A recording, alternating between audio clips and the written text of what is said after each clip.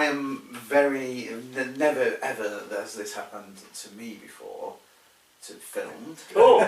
It's very alien to me. So I've asked Mohammed if he doesn't mind if he films you but not me. That's all he ever does. Yeah. That's okay. You're much more, you're far better looking as well. But the second... Opinions, eh? The second thing, oh yes, the second thing is that you will not be conscious of that because you do it all the time. You will be. I will be conscious of that. So that could impede or sort of affect fluency because of a certain nervousness I understand. surrounding a tripod in the corner. Yeah. It's amazing what a tripod can do with a little mechanism on it. Is it filming now? Yeah, it's on now. Oh, yeah, it's okay. We not worried. But you let editorial. Oh yes, absolutely. So what I thought about us talking as a possibility was looking at minority communities and toleration. And the in the history of Europe, toleration is a relatively new concept from the 17th or 18th centuries, and Christianity cannot in any way occupy a moral high ground in terms of toleration, because you only need to look at heretics in the medieval period, pogroms against Jews and things like that. But I think that what's happened with the retreat of Christianity, in a sense, from the public sphere, is that, within Western democracies, toleration is fundamental. It's one of the defining characteristics of a liberal democracy. Protection of minorities, and I just want to talk to you about the minorities within. I suppose there's kind of tolerance within Islam of external challenges, such as other religions, and then toleration within Islam of dissent and minority groups. So, for example, Christians living under in what we might loosely call Muslim lands, gay people, these sorts of things. Yeah. So the perception from that is filtered to us through the media is that Islam is intolerant and absolutist in its claims, and trucks no dissent or disagreement. I don't believe that to be true, but I would like to speak to you about that. Interesting subject matter. But I'm so sorry. I need to ask you your name. Stephen. Stephen, of course. If you think about it, Stephen, you touched on it just as we had started the conversation about perspectives. Yeah.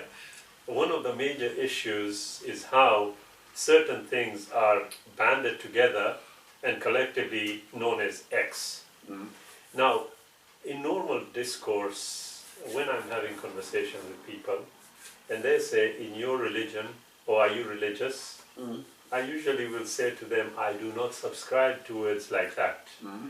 Belief, I do not subscribe to. Religion, the word, I do not subscribe to. The word religious, I do not subscribe to. Now, usually they say, oh, you can't do that. Yes? Do you belong to a religion? Now, when I say no, they say, you're lying. Or you're misleading us, or some other. I said, no, I'm not. If you take the time and ask me, wait a minute, why is your perspective a bit different? Yeah? Maybe I'll be able to explain to you. Whether you agree or not, well, that's entirely up to you thereafter. Okay? So, usually when we look at things, yeah, the first point of call I make is that Islam or any other, let's say Christianity or Judaism, like others, yes. First and foremost, we have to look at what it says about itself before we decide to interpret on what we think it may be. So, if Islam, its primary source is the Quran. Now, if the Quran is telling human beings, this is what this is, what Islam is, yeah, as opposed to what we think it ought to be, yeah, then the distinction can be made and a position can be justified. In other words, the Quran in chapter 5 says, this day have I perfected your way for you and chosen al-Islam for you. Now, what is a way, the word way, and what is the word religion? Are they the same thing? Or is there some overlap, but not entirely? Yeah? So, if we say, okay, the definition of religion is a belief in a set of X, Y, and Z, okay? And somebody comes along and says, right, I believe in the flying spaghetti monster, that's quite common, okay? And they make up a set of rules of how to live by them, would we call it a religion? Well, by definition, we would necessarily have to say that, okay? But the difference here, from my perspective, is this, that if Islam is a complete system as it claims, then necessarily whatever interaction we human beings are going to have in any sphere would have to have been addressed. Now, if it has been addressed, then there are potentially two ways or methods at approaching the subject matter. One is where you have got a literal understanding of something, a statement contained in the Quran, or an interpretational one. Yeah, both are valid. Yeah, if it is meant to be guidance for humanity to what we would call the end of the universe, yes, then by definition you are going to have areas which we would have to extract information from for our understanding. So, if I look at it from that perspective, then I know that if there is a state, then that state will be governed by a set of laws, rules, etc. Okay? That set of rules or laws would be addressed by a system. If it's a total system, then logic is dictating to me that from A to Z, things will have to be addressed. So a legal system, by definition, would be included in that. We have in the Western world, if we look at it carefully, we have this division between church and state. Sometimes there's an overlap, we know, but strictly speaking, guys, can you stay away? Yes, let us do what we need to do. Yeah, there is that. So we find there is a legal system. That legal system will determine how the people in that society that is governed by that system are going to interact with each other. Not only on a personal level, but also with the state. The approach we are looking at here in terms of the minorities and also about toleration, we would have to have a look at what the system primarily says, and then look at how scholars will have interpreted it depending on the circumstances that they were faced with. The historical context. Yeah, absolutely. Social context, cultural context, we would have to look at that. So, one of the interesting things is you went to a wedding. Did you say it was a Bengali wedding? It was, yes. Yeah. Now, were they Muslims? Yes, they were. Yeah. Now, if you take a Pakistani wedding, take a Gujarati wedding, Indian one, they're all Muslims. But you will see vast differences. Yes. But those are cultural influences that came in. But there is something common though. They're all chaotic. There is always chaos in order. Yeah? But it is true though. The fact is that there are cultural influences. Now the difference lies here as the last sentence. If you are permitted to do something, and the interpretation is this wide, then anything in between you are permitted to do. But nothing. Nothing beyond. Yeah, but those are very strict. The problem arises when certain groups of people who claim or profess to be X will say, no, no, no, it should not be this wide. It should only be this wide. Or it should be only this much. And the rest, sorry, you are committing an illegal act. That is where the problem arises. When you talk about, you use the word system, what's implied in that is a comprehensive interrelationship between lots of different elements. Absolutely. And one of the every human being finds meaning to their own lives. Yes. In the Greek philosophers talked about the good life and well, what was the end of life, what was the purpose of life, what constituted a good life. And one of my sort of little, as you were talking, Shabir, if the rules, as it were, if the parameters, it's a bit like on a bookcase. So they are the parameters of the bookcase. How you organise the books is up to you on the bookcase, but you can't put books beyond the width of the bookcase. Where do we fit individual moral autonomy in that system? Because what I mean by that is, if you are teaching very small children, then you lay clear rules out because they haven't undergone, in a sense, moral formation. As the children get older, inevitably they must be presented with choices, which is part of moral formation. Now, if the choices are made by other people, whether they be scholars or authoritative texts, then is it possible for an individual to grow morally in that because I think there is a difference between moral growth and it's not the same thing as being obedient or submitting to laws. That could potentially be immoral, or at least I look at sort of I'm not saying that is the situation with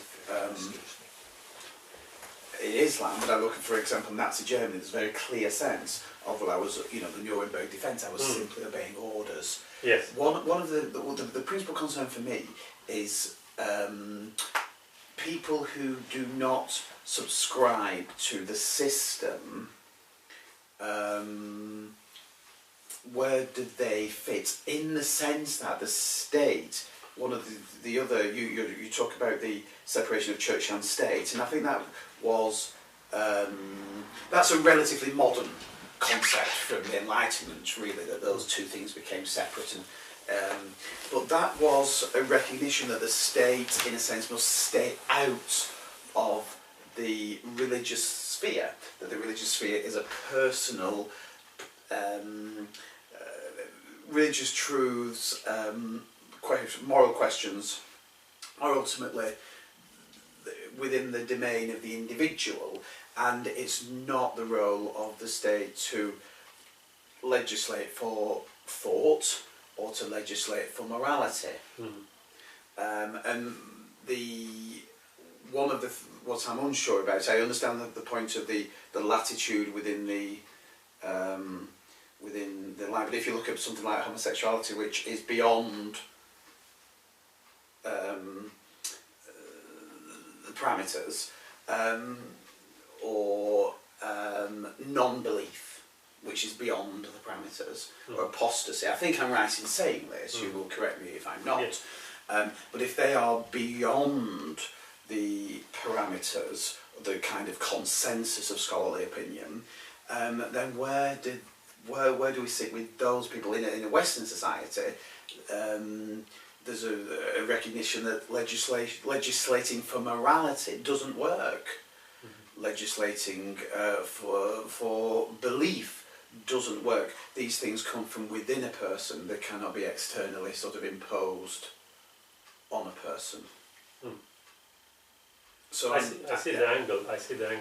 Do you know, earlier on when we started, I said that there is a system the interaction of the human beings between all the various facets.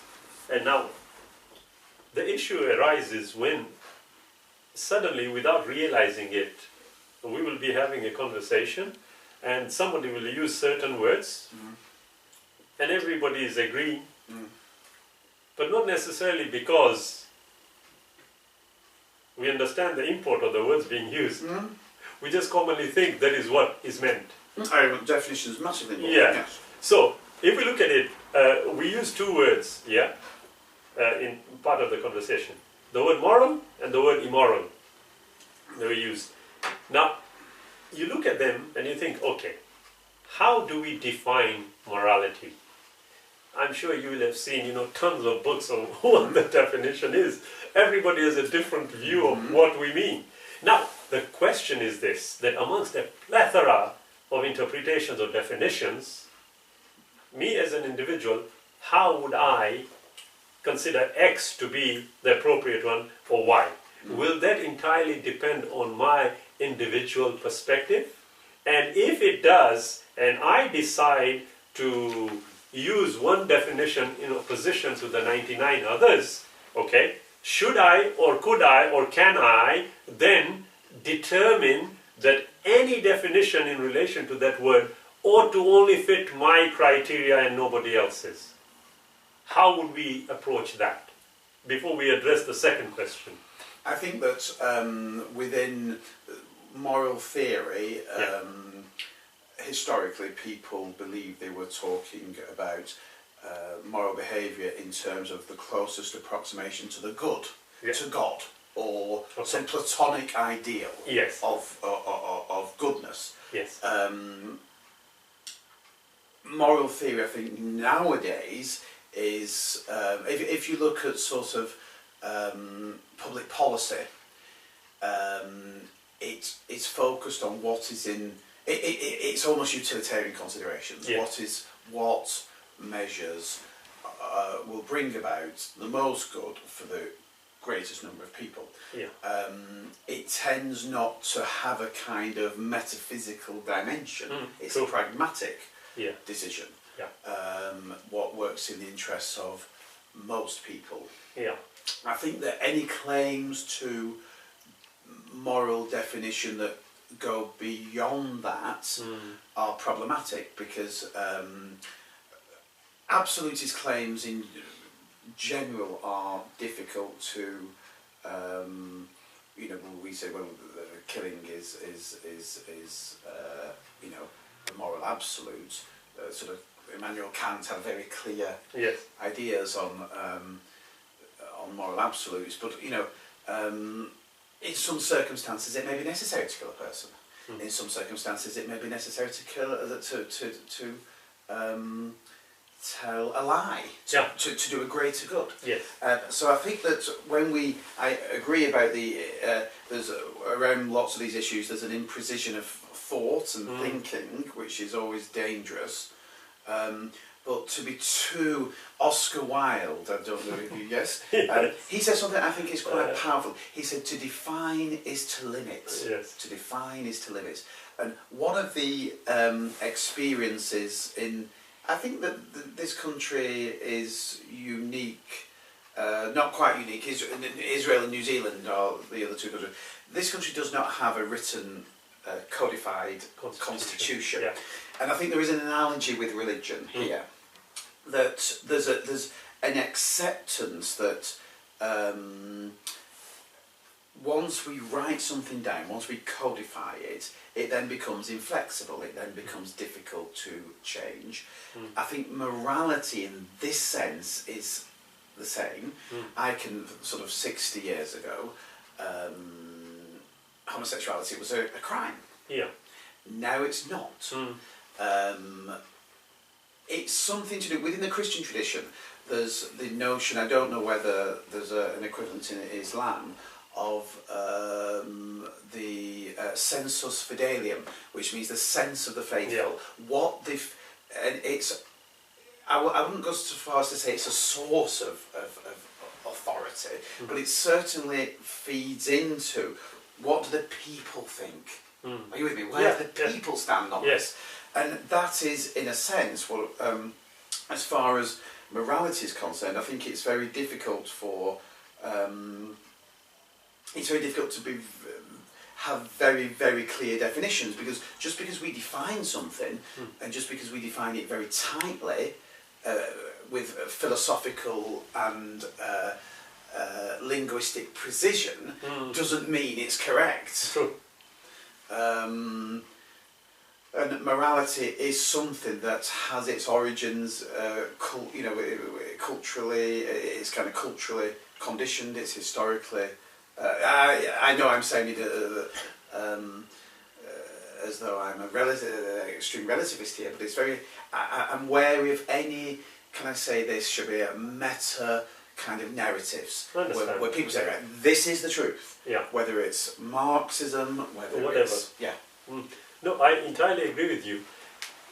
The approach I'm looking at here is this. You see, the word morality, again, we delved into. However, if I were to take the position that morality, its definition, its interpretation, is merely a thought process. That thought process then has to somehow be translated into a particular form of action. That action then has to be assessed, and it has to be determined if it has the possibility of becoming a legalistic element. Is my reasoning valid? Yes, it is. But if I were to do that, then there are certain actions which today are common, which are not illegal, as you pointed out. 60 years ago they may have been illegal, but now they are not illegal. But it was possibly based on the idea that we have to look at what is for not only the greater good, but the majority of the people and what they think. Yes. Yeah? However, if I take that position, then I would have to also seriously consider, although the details may be a bit different, I would have to seriously consider that if the same thing happened, and you touched on the Nuremberg trials, if the same thing happened in what we call Nazi Germany, the majority of the people, decided that the position that Hitler had taken, possibly, is the right decision. I'm not saying it's the only source of authority. Agreed. But on that line of reasoning, if the majority of the people decided, okay, you know what, France is causing us a lot of headache. Let's all collectively agree, let's attack France. From a moral perspective, is there anything wrong with an approach like that? You are highlighting a sort of an extreme example. I would argue that there's got to be there's got to be laws. There's got to be rules. There's got to be due process. There's got to be a process that's gone through without which.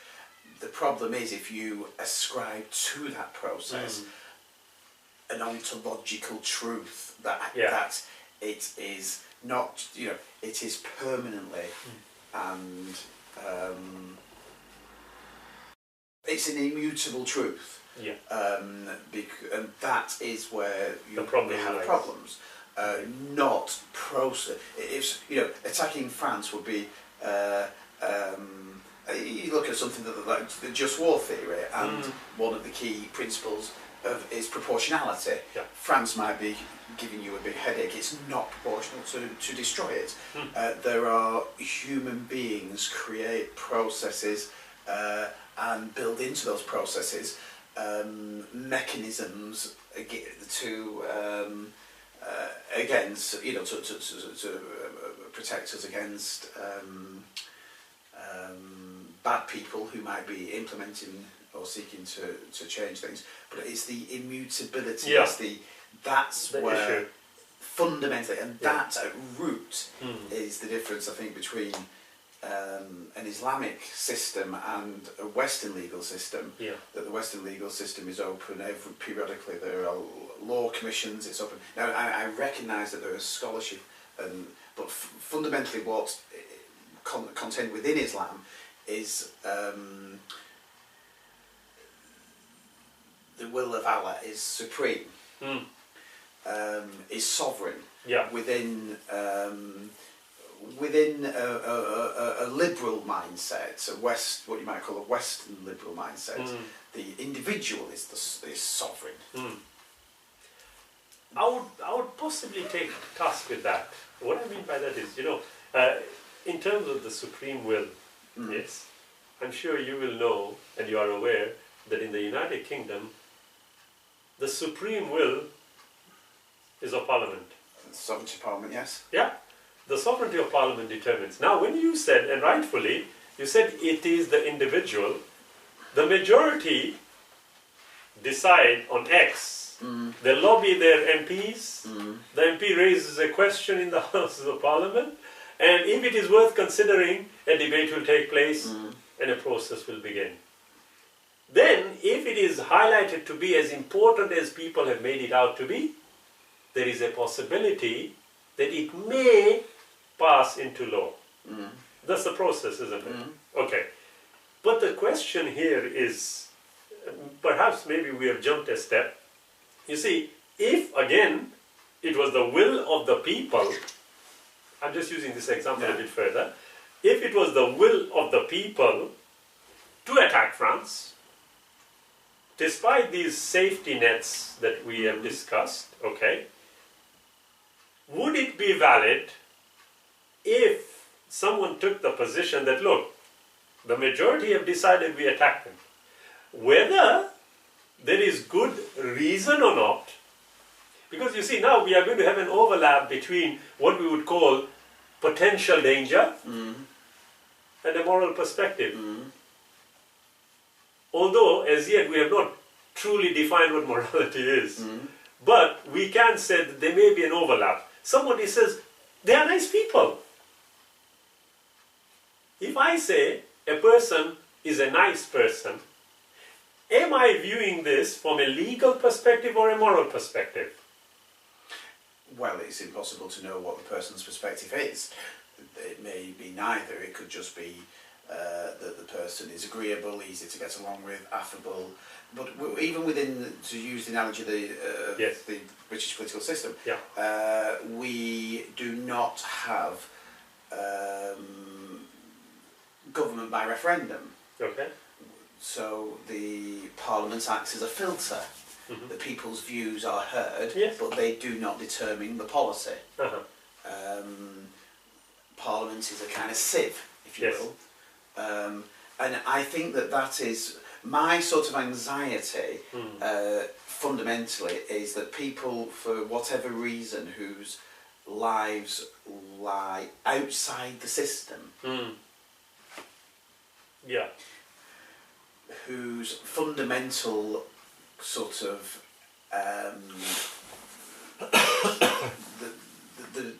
the person they consider themselves to be, if they are, cannot be part of that system, where do they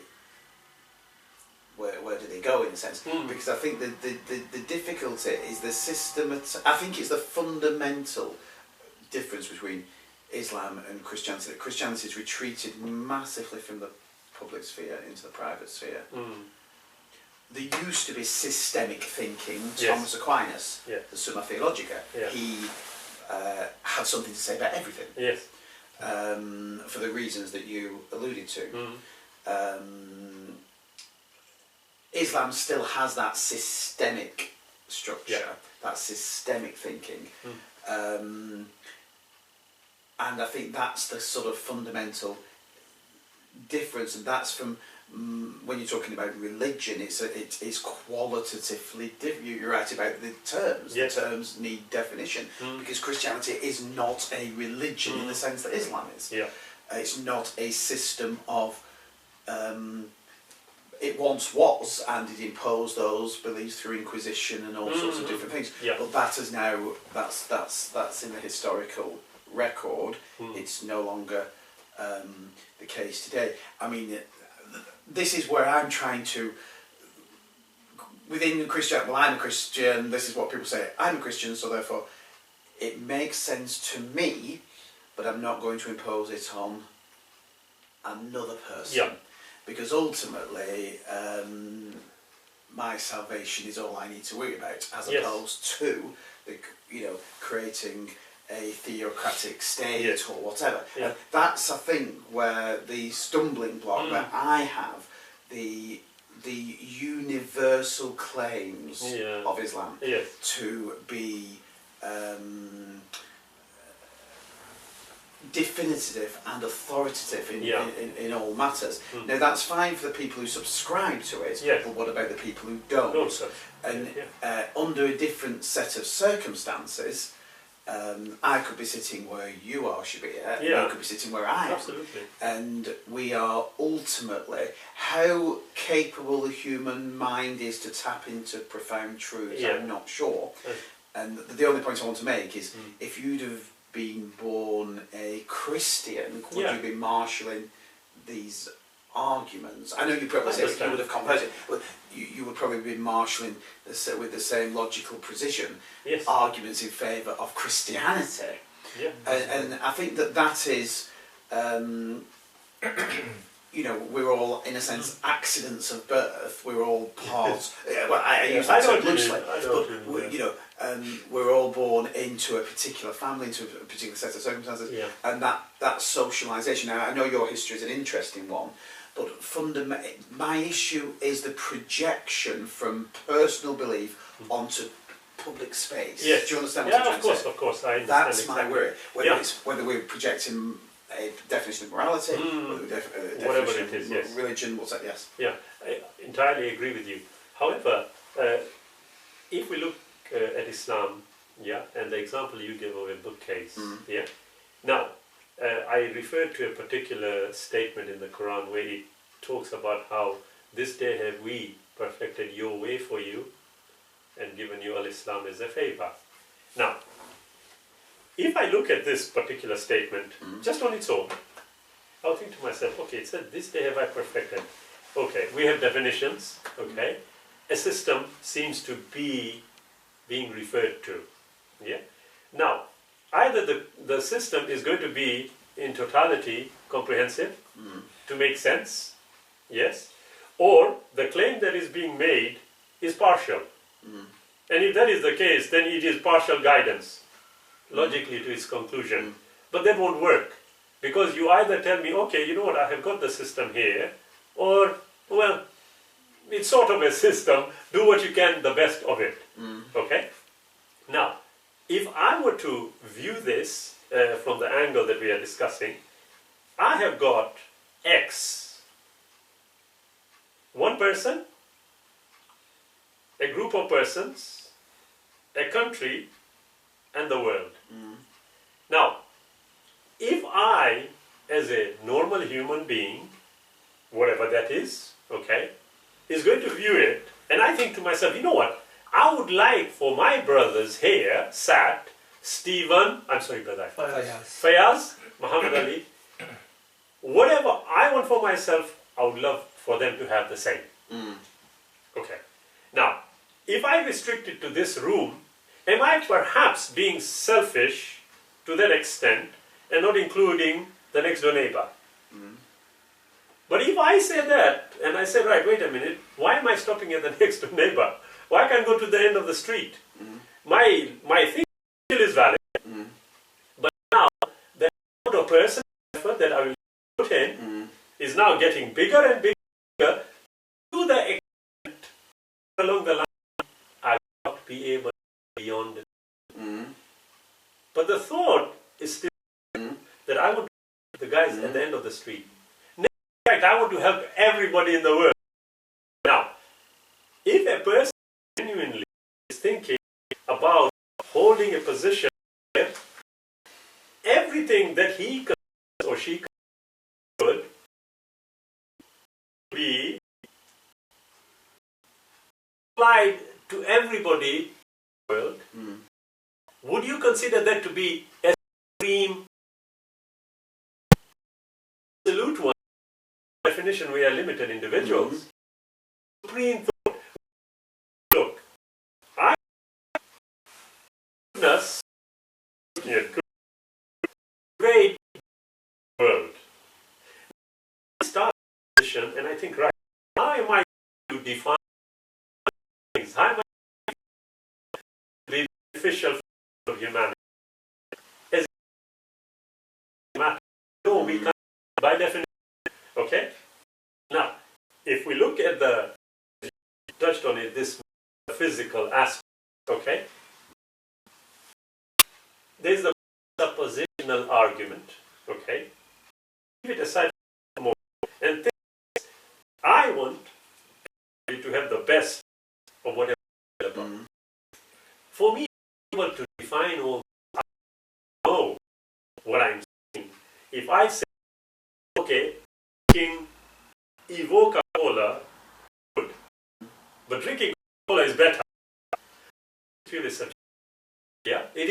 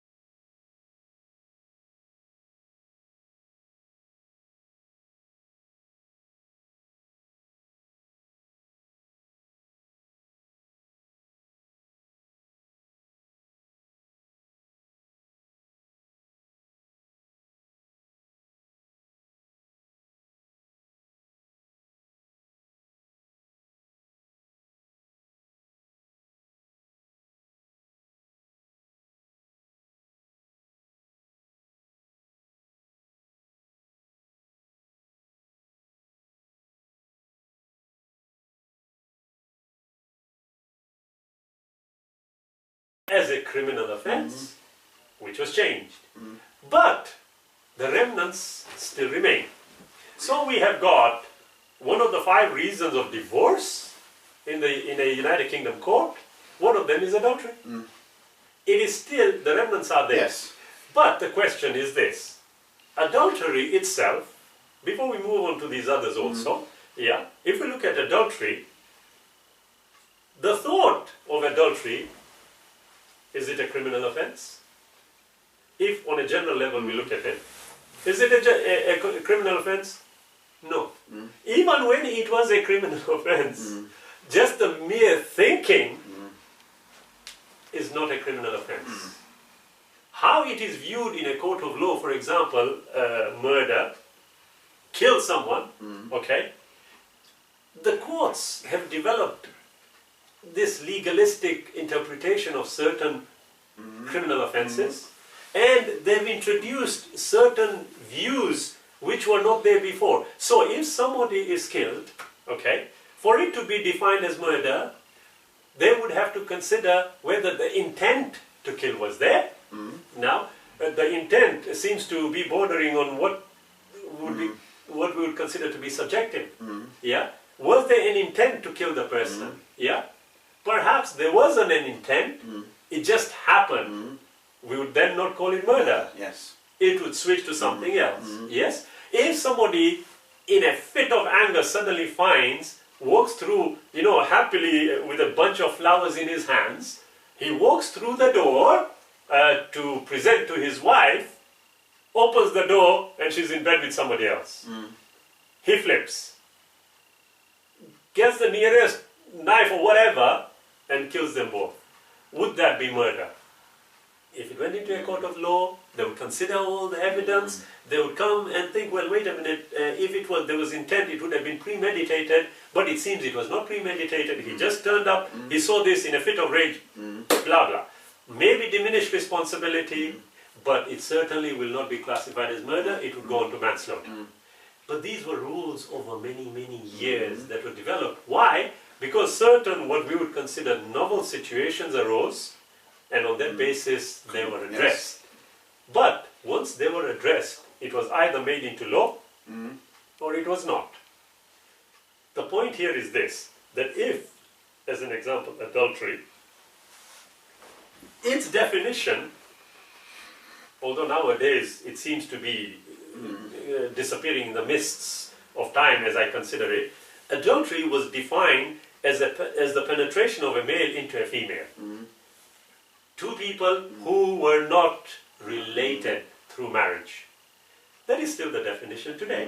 But it seems to have expanded because there are other relationships which now have come into vogue, which have to be considered. And also certain forms of gender issues which have arisen, which had to be addressed.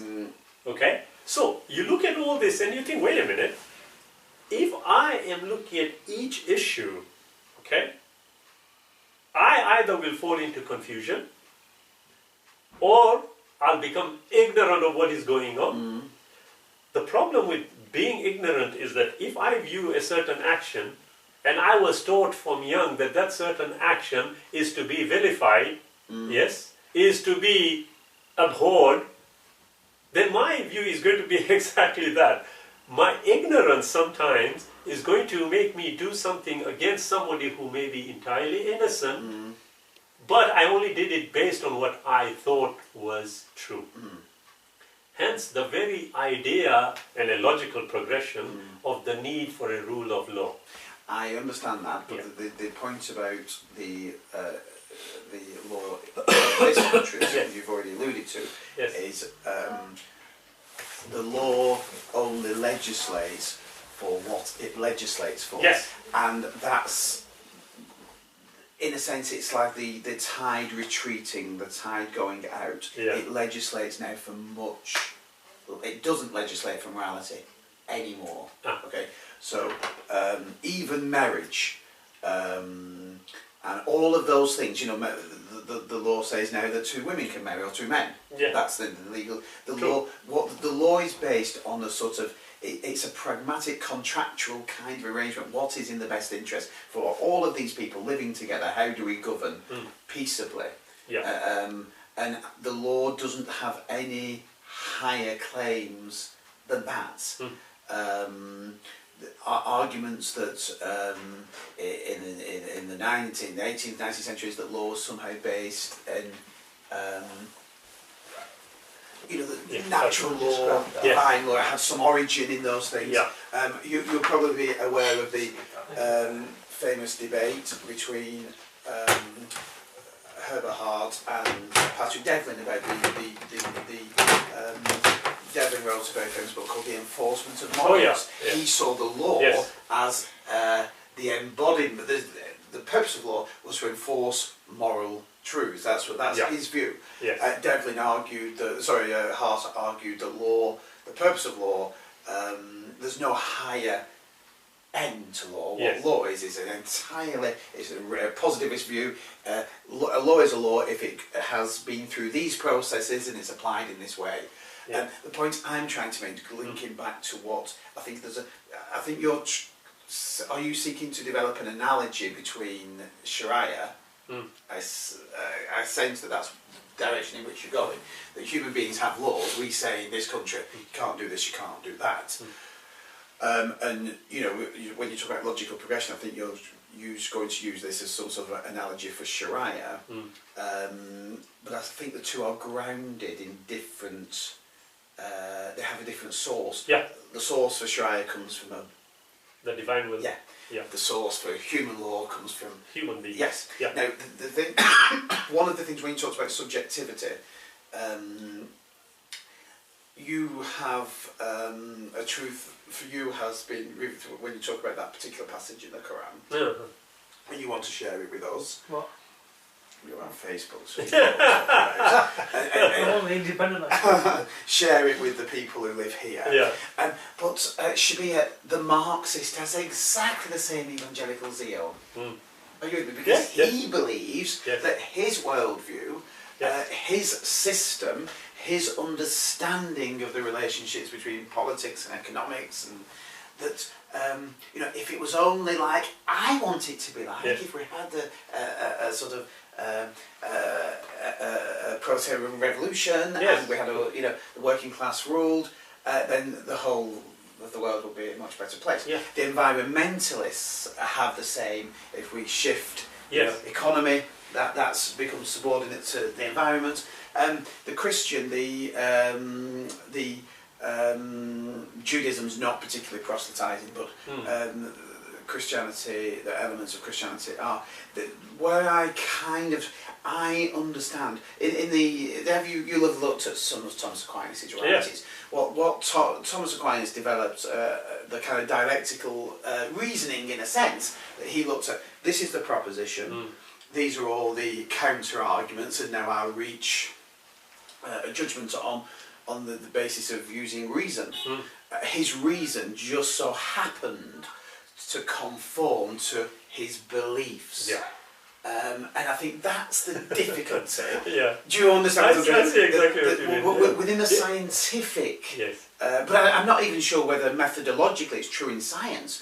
Whether when we talk about reasoning, we assume that the arguments sort of come first, and then on the basis of the arguments we reach the conclusion. Absolutely. Which arguments have the great? Now, I think within the human mind, it's sort of, in a kind of a priori sense, you believe Islam to be true, and I respect you. Tremendously for that. So and I'm not suggesting intellectual dishonesty at all. I'm not suggesting that. I know it's a natural thing. What we do is we then construct, because you're literate in a whole range of fields. I can see that.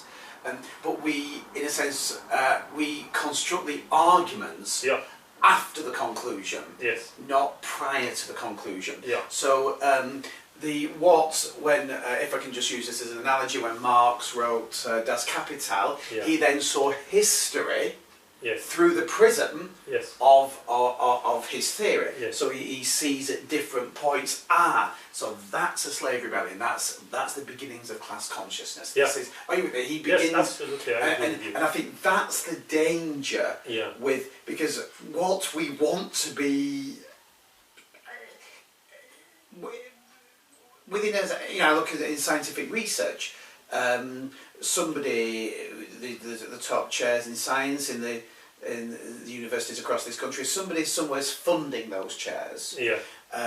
There's an old saying, "He who pays the piper calls the tune." The idea that scientific research is completely objective, evidence-led, I dispute that. I question that. But I think this is a problem. We all have, Mohammed, you're married, your wife is the most beautiful woman to you. I'm sure that's true.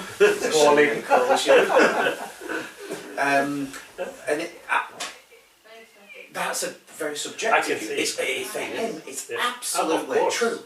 But I'm struggling to get beyond that in terms of religion, because I think ultimately it is subjective, and therefore, even if it makes complete rational sense to you, a different set of propositions make completely rational sense to me, and that's my argument for why fundamentally the historical kind of trajectory of the West has got so many things wrong, but I think what it has got right is we withdraw from the realm of religion. Now in France, that's had a very negative impact, because the idea of the laïcité in France is a very aggressive form of secularism. So there's been issues with what they call the burkini, hasn't there, and this sort of thing in Nice, and Britain seems to do it better. We're not going. So you talk, Mohammed, about your daughter being in an Islamic school. It's wonderful we have Islamic schools in this country. We have Jewish schools. We have Christian schools.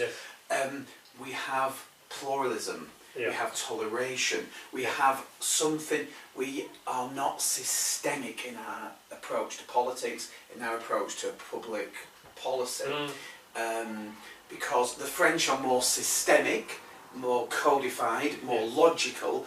Therefore, within their mind, secularism is a fundamental plank of French national identity. There can be no room for religion. Yeah. We've not gone down that route. Yeah. Now, the point I'm trying to, what I want to say Yes. is, it's perfectly legitimate for you to walk and knock on every door of this street and to, can I use the word evangelise, proselytise, whatever, different people. That's a wonderful thing. That's living in a free country. So the Anjem Choudhury was able to do an awful lot until they caught him. By law. Yes, but he was hitherto he'd been able to do some protest that people thought offensive or Yes. whatever, and he remained on the right. I think he had a legal background. Yes. He remained on the right side of the law. Mm. Now, the point that I'm trying to make is that in a polity,